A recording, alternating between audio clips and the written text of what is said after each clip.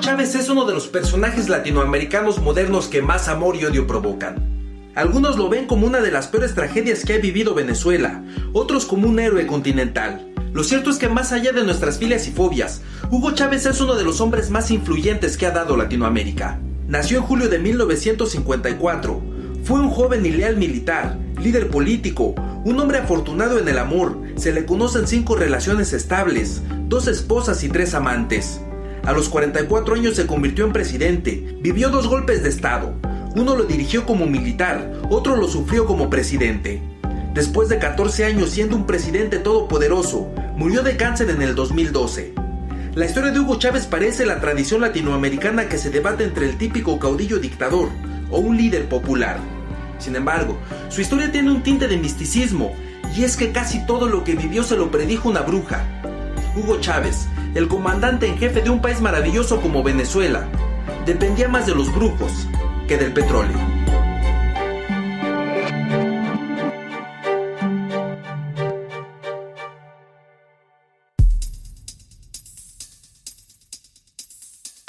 La cotidiana aventura de ser humano es extraordinaria.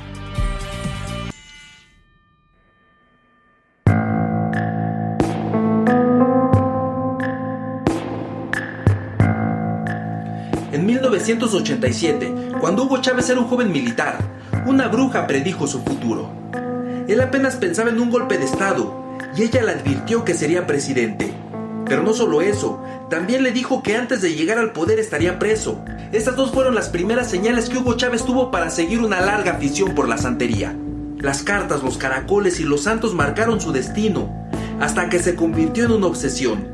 Sus contactos con el más allá abarcaban amuletos, la ouija, las apariciones de sus antepasados, y hasta tuvo encuentros con el espíritu de Simón Bolívar.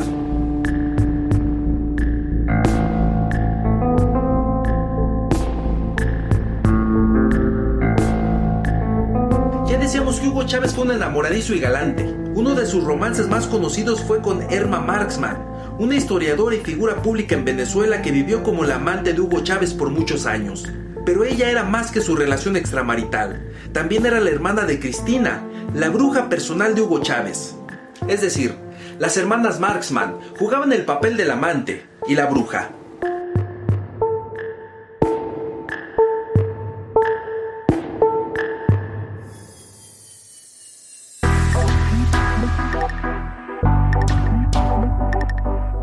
En el 2016 el periodista David Placer publicó un libro titulado Los brujos de Chávez, en donde muestra una carta que confirma que sí se utilizó la brujería para controlar Venezuela y manipular al pueblo.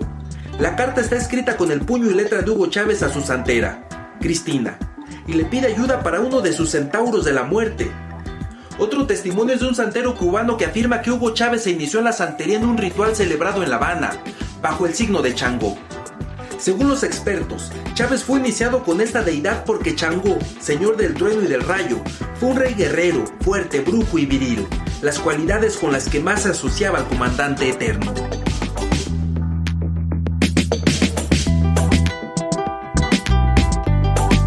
La santería fue una religión que creció como ninguna otra durante el chavismo. Esta práctica se originó en África hace miles de años y llegó a Cuba a través de los esclavos. En la actualidad, Cuba es el corazón de la santería en América, y Fidel Castro aprovechó la superstición venezolana para introducirla en el estado y hacer la indestructible alianza entre la Cuba de Fidel y la Venezuela de Chávez.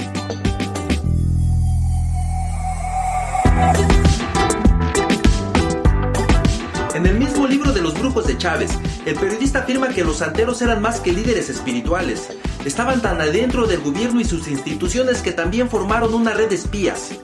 Imaginemos el poder de este grupo que a partir de la guía espiritual también influían en las decisiones políticas. Así fue como millones de venezolanos ya no veían a su presidente como un político al que pudieran elegir, sino como a un iluminado al que tenían que venerar. Hugo Chávez era como la reencarnación de una deidad, cobijado por el espíritu de los antiguos libertadores.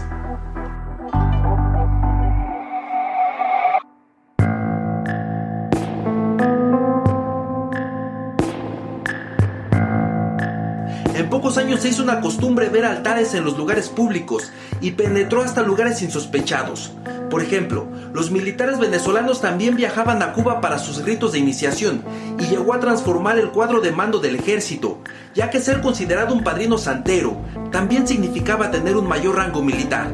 También se dice que en el Palacio Presidencial de Miraflores había un salón especial donde se realizaban rituales de espiritismo, a los que acudían los dirigentes del chavismo. En el libro citado, también se publican fotografías de esas sesiones. En una de ellas se ven cabezas de animales entre piedras, frutas, velas y flores. Se cree que Hugo Chávez hizo rituales paleros, es decir, que utilizó huesos de muertos. Un testimonio dice que en el cementerio estatal se profanaban hasta 8 tumbas diarias. La relación con los muertos era una costumbre para los cercanos a Hugo Chávez. Varios testigos aseguraban que durante sus reuniones privadas dejaban una silla vacía para Simón Bolívar, que pedía comida extra para los espíritus que lo acompañaban y que logró ver a la Llorona sufriendo por los campos venezolanos.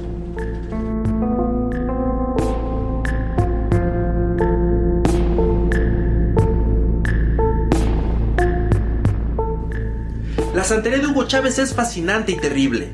Es interesantísimo ver cómo un hombre tan poderoso se rendía ante su fe. La santería, como cualquier otra expresión religiosa, es respetable, pero en el caso de Hugo Chávez también fue utilizada como una herramienta para hacer política y gobernar. Las creencias de Hugo Chávez eran genuinas y sinceras, pero a la vez perversas y manipuladoras.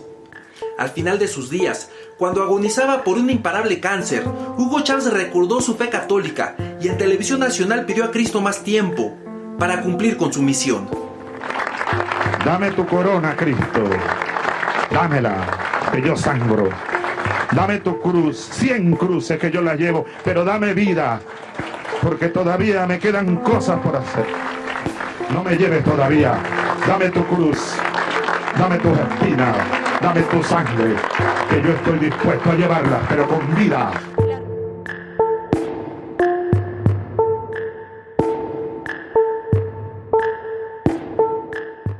Hugo Chávez murió en el 2012, pero su leyenda permanece en la historia política y en algunos altares como un iluminado a quien se le rinde devoción. Incluso algunas personas han afirmado que lo han visto aparecerse en los palacios y los cuarteles.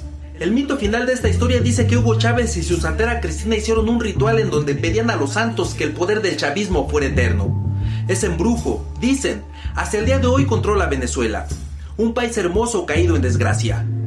Creamos o no en estas prácticas, lo cierto es que Venezuela merece regresar a sus tiempos de paz, de progreso y estabilidad que lo hizo ser la gran nación que queremos ver.